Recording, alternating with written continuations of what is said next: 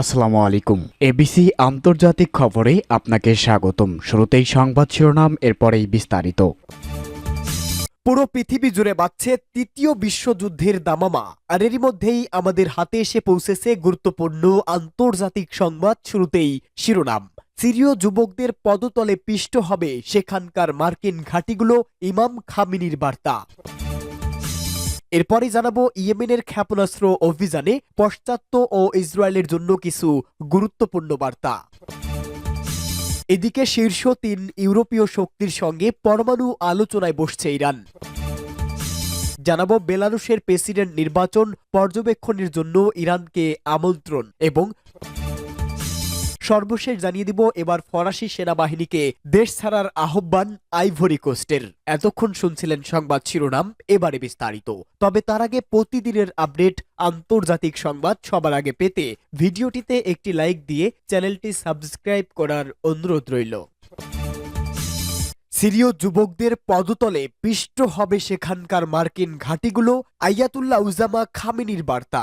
ইসলামী ইরানের সর্বোচ্চ নেতা আয়াতুল্লাহ উজামা সৈয়দ আলী হোসেন খামেনি বলেছেন, সিরীয় যুবকদের পদতলে পিষ্ট হবে সেখানকার মার্কিন ঘাঁটিগুলো। শহীদ কাশেম সোলাইমানির শাহাদাতের ৫ম বার্ষিকী প্রকালে এক সমাবেশে তিনি এই মন্তব্য করেন। ইরানের সর্বোচ্চ নেতা বলেন, প্রতিরোধ সংগ্রামের অক্ষ বা ফ্রন্টের উজ্জীবন ছিল শহীদ সোলাইমানির কৌশলগত নীতি, ও এই নীতি সফল করতে তিনি সবসময় সক্রিয় ছিলেন। তিনি এই প্রসঙ্গে আরো বলেন, পবিত্র স্থানগুলোর পবিত্রতা রক্ষা করাই ছিল কাশেম সোলাইমানির জন্য একটি মূলনীতি বা আদর্শ, এবং তিনি ইরানকেও পবিত্র স্থান মনে করতেন। ইমাম খামেনি শহীদ সোলাইমানির আত্মত্যাগ ও নানা অবদানকে অতুলনীয় বলে প্রশংসা করেছেন। ইসলামী ইরানের সর্বোচ্চ নেতা পবিত্র স্থানগুলোর প্রতিরক্ষা জিহাদের শহীদদের পরিবারবর্গের এই সমাবেশে আরো বলেছেন, সিরিয়ার মালিক হলেন সিরীয় জনগণ। সিরিয়ার ভূমিতে আগ্রাসনকারীরা নিঃসন্দেহে দেশটির আত্মমর্যাদাশীল যুবকদের শক্তি মোকাবেলায় পিছু হটবে।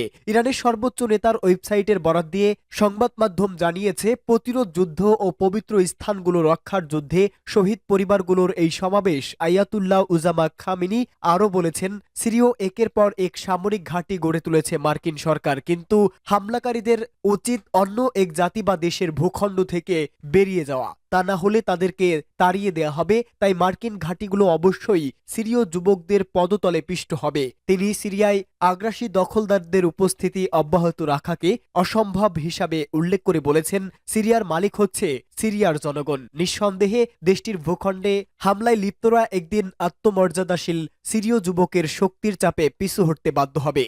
ইয়েমেনের ক্ষেপণাস্ত্র অভিযানে পাশ্চাত্য ও ইসরায়েলের জন্য কিছু গুরুত্বপূর্ণ বার্তা।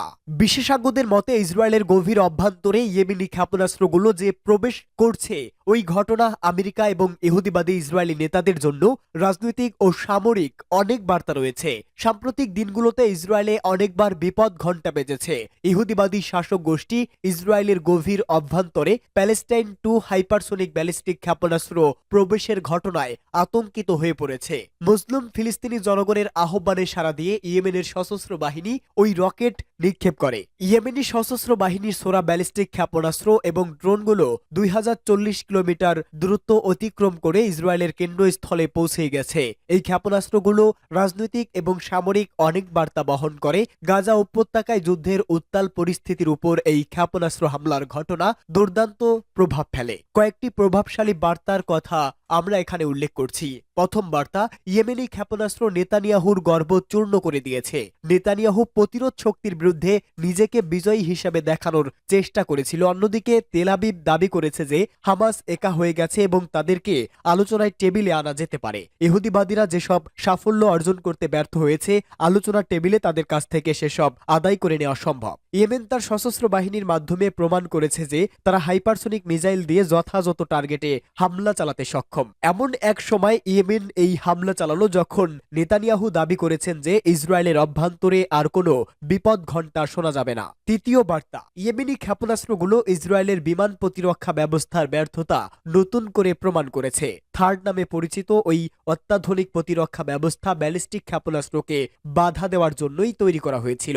চতুর্থ বার্তা, আগ্রাসন এবং অবরোধ প্রত্যাহার না হওয়া পর্যন্ত ফিলিস্তিনি জনগণের প্রতিরোধ এবং গাজা উপত্যকার মুসলিম জনগণকে সমর্থন করার উপর জোর দেওয়ার ঘটনা প্রমাণ করে ইয়েমেন এমন একটি প্রতিরোধ ব্যবস্থা যারা বিমান হামলা কিংবা হুমকিকে ভয় পায় না এবং শেষ পর্যন্ত গাজার প্রতি সমর্থন অব্যাহত থাকবে। পঞ্চম বার্তা, আমেরিকাকে সুস্পষ্টভাবে এই বার্তাটি জানিয়ে দিচ্ছি যে এই ক্ষেত্রে বিদ্যমান সমীকরণের ভাষা হল আগুনের ভাষা, বলেছে ইয়েমেনের হুতি বাহিনীর প্রধান। ইয়েমেনে হামলা হলে কোনো রেডলাইন থাকবে না এবং আমেরিকার স্বার্থেই হবে ইয়েমেনি সশস্ত্র বাহিনীর বৈধ লক্ষ্য। ষষ্ঠ বার্তা, সপ্তাহ জুড়ে এ ধরনের ক্ষেপণাস্ত্র নিক্ষেপ এবং তারপরে ইয়েমেনের অবস্থান প্রমাণ করে কোনো রকম সীমারেখা ছাড়াই ইসরায়েলের সাথে সংঘর্ষ অব্যাহত রয়েছে। এটি সেই বার্তা ইয়েমেনের আনসারুল্লাহ আন্দোলনের সরকারি মুখপাত্র যা স্পষ্টভাবে জোর দিয়ে বলেছেন। তিনি বলেন, আমরা ইসরায়েলের অভ্যন্তরে সংবেদনশীল বিভিন্ন স্থাপনাকে লক্ষ্য করেছি। শত্রুদের হামলার জবাবে আমাদের কোনো রেডলাইন নেই এবং কোনো নিয়মও মানা হবে না। অন্যদিকে এই অঞ্চলে বর্তমান পরিস্থিতিতে সুস্পষ্ট বাস্তবতা হল ইহুদিবাদী সেনাবাহিনীর প্রাক্তন মুখপাত্রের স্বীকারোক্তি। তিনি স্বীকার করেছেন ওইসব ক্ষেপণাস্ত্র লক্ষ্যবস্তুতে আঘাত করুক বা না করুক তারা ইসরায়েলকে পঙ্গু করে দেবে এবং লক্ষ লক্ষ ইসরায়েলি অধিবাসীকে আশ্রয় শিবিরে লুকাতে বাধ্য করবে। শীর্ষ ৩ ইউরোপীয় শক্তির সঙ্গে পরমাণু আলোচনায় বসেছে ইরান। সুইজারল্যান্ডে শীর্ষ ৩ ইউরোপীয় শক্তি ফ্রান্স, ব্রিটেন ও জার্মানির সঙ্গে পরমাণু আলোচনায় বসবে ইরান। নজিরবিহীন মাত্রায় উচ্চ সমৃদ্ধ ইউরেনিয়ামের মজুদের অভিযোগ নিয়ে সাম্প্রতিক টানাপোড়েনের মধ্যে এই আলোচনা হতে যাচ্ছে। ইরানের আইন ও আন্তর্জাতিক বিষয়ক উপদেষ্টা উপপররাষ্ট্রমন্ত্রী কাজেম গারিবাবাদি বলেছে, আগামী ১৩ জানুয়ারি জেনেভায় ইরান ও ইউরোপের ৩ দেশের মধ্যে নতুন দফা আলোচনা অনুষ্ঠিত হবে। তবে এটি শুধুই আলোচনা, সমঝোতা নয়। গত ১৭ ডিসেম্বর এই ৩ ইউরোপীয় দেশ অভিযোগ করে কোনো বিশ্বাসযোগ্য বেসামরিক চুক্তি ছাড়াই ইরান উচ্চ সমৃদ্ধ ইউরেনিয়ামের মজুদ নজিরবিহীনভাবে উন্নত করেছে। তারা ইরানের পরমাণু কর্মসূচি থেকে বিরত রাখতে দেশটির বিরুদ্ধে নিষেধাজ্ঞা পুনর্বহালের সম্ভাবনার কথাও জানায়। আন্তর্জাতিক আণবিক শক্তি সংস্থার পরমাণু পর্যবেক্ষণ সংস্থা জানিয়েছে, ইরান সাম্প্রতিক বছরগুলোতে সমৃদ্ধ ইউরেনিয়ামের উৎপাদন এমনভাবে বাড়িয়েছে যে একমাত্র অপারমাণবিক অস্ত্রধারী দেশ হিসাবে তাদের কাছে ৬০% সমৃদ্ধ ইউরেনিয়াম রয়েছে।